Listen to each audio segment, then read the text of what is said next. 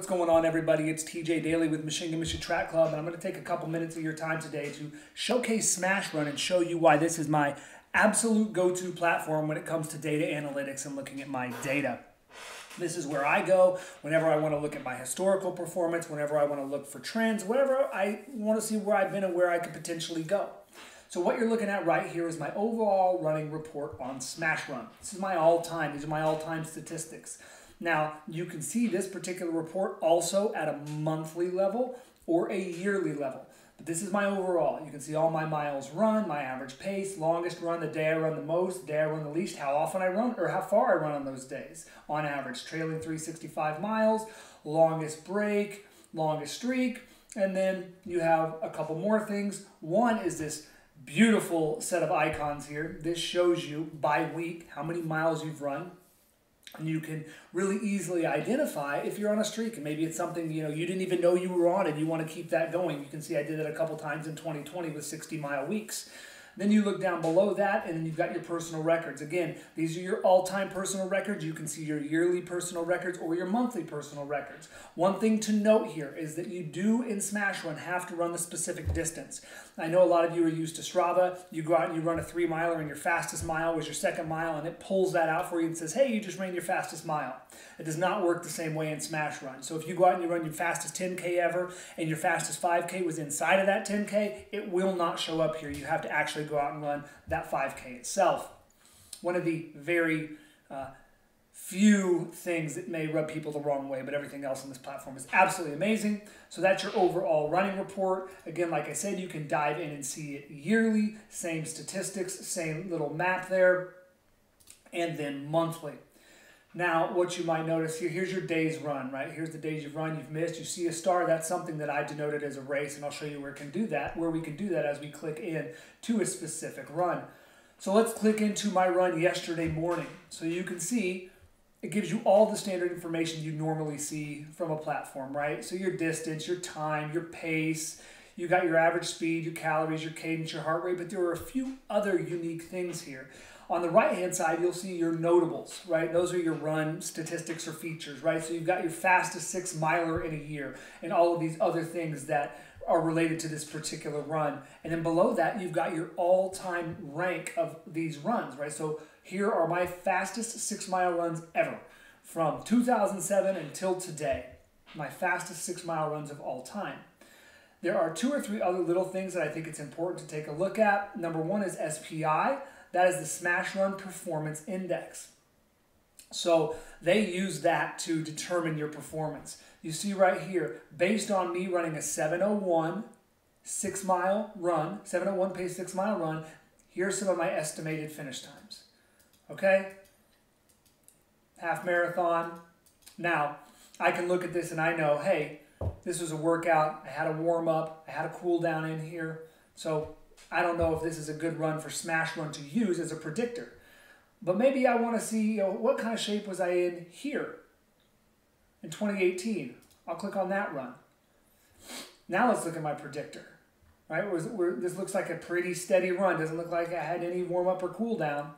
So there's my 5-mile, my 10K, my 15, my 10, my half, my full. So you can see very specifically, based on my fastest run of all time, where things were at. You can look at this SPI, and we'll go back to it later, on a broad graph, and it shows you, it plots all your SPIs all time, and you can see your trajectory and where you're going. But anyways, let's get back to where we were. So we can go back to this particular run. So 2 of the things that are unique to Smashrun that I really like, this is one of them, is this is the change in speed over route. So if you were to do this on another platform, especially one like Strava, you'd have a really difficult time determining, unless you pre-programmed the workout, what you did for specific segments. So you can look at this in splits, and you can see your mile splits, or you can click here, and you can look at it in smaller segments. So my workout was a 400, 1200.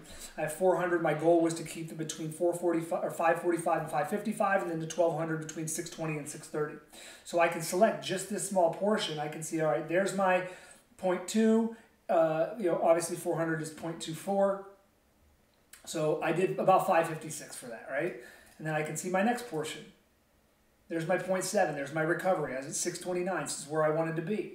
If I want to look at the whole workout, right, I can select, shift, there's my whole workout. My 4 miles were at a 6:16 average, so that's really cool. It allows you to dive in there. And then, of course, you can look at the course itself. This is on a track, as you can see, and it shows you some other things. Distance, duration, you can look at, color codes it, so you can see where the speed was. You see, here in blue, that's where my speed was at in the 6:16 range. And then, you can see where I really dropped off. That's the red right after that cool down. And then close out of here. So those are some different things you can see. It also tracks, you have these notables over here. It also tracks things like heat. So you can see your hottest run, your coldest run. So it's really cool. Love those things. Some other things that are important, they've got badges just like Strava has challenges. These are a little more unique than Strava's. You've got your early bird, run 10 times before 7, night owl, run 10 times after 9. Tons of different things. Beat Oprah. Have you ever beat Oprah in a marathon based on the best time you've ever had? But a number of different series of badges, stuff to keep you motivated. It's got your rank, so you can see where you rank as it relates to other Smashrun people in your demographic. So you can see, overall, where do you rank. Then based on your distance, your devotion, your consistency, or your speed. And it's very interesting. You can see where I got hurt at the very end of 2021 and things started to tail off for me there. And then they break your ranks down and kind of, give you medals based on your performance against other people on the platform. You can also look at your runs by list. So here are your runs by list. There's my June of 2021 runs. Here's all of my 2021 runs. Like I said, very easy to go back and get information on the runs that you've done previously. Very easy to go find those, especially if you know kind of when they are. So I mentioned earlier SPI, and I mentioned that you could see your SPI graphed all time. So if you go back to that overall time running report and you hit analyze. Now again, you can hit this at any level, right? You can hit analyze at a year. You can hit, let's do that for the year, right? So here's my year.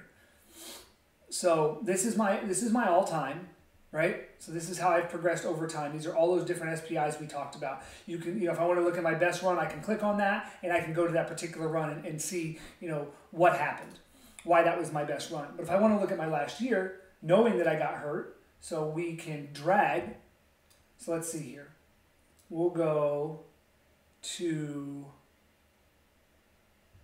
when I came back, which is, I think, right around the end of March. And you can see that I'm trending up when I go out and do workouts or higher performance executions.